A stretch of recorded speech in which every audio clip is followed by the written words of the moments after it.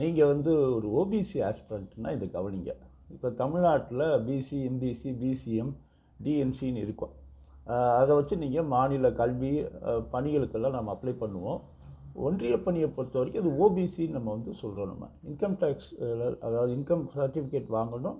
நீங்கள் வந்து அதுக்கப்புறம் ஓபிசி சர்டிஃபிகேட் அப்ளை பண்ணணும் நீங்கள். ஓகே, ஏப்ரல் 1 வந்த உடனே நீங்கள் அப்ளை பண்ணி வாங்கி வச்சுக்கிறது நல்லது. ஏன்னா இப்போதாவது வாங்கி வச்சுக்கோங்க. நீங்கள் இப்போ எஸ்எஸ்சி எம்டிஎஸ் நோட்டிஃபிகேஷன் வந்திருக்கு. அதில் என்ன கேட்குறாங்கன்னா, உங்கள் கையில் இப்போ ஓபிசி சர்டிஃபிகேட் இருக்குன்னு கேட்குறாங்க. இப்போ நீங்கள் அப்ளை பண்ணி வாங்குறதெல்லாம் சிரமம். அதனால் எப்போயுமே உங்கள் கையில் இருக்கணும். அதுதான் சரியானது கூட, சட்டப்பூர்வமானது. உங்கள் கையில் இருக்கும்போது நீங்கள் அப்ளை பண்ணணும். நோட்டிஃபிகேஷன் வந்து காலகட்டத்தில் உங்கள்கிட்ட இருக்கணும் அப்படிங்கிறது தான். பின்னாடியும் கேட்குறாங்களே அப்படின்னு கேட்டால், ஆமாம் கேட்பாங்க.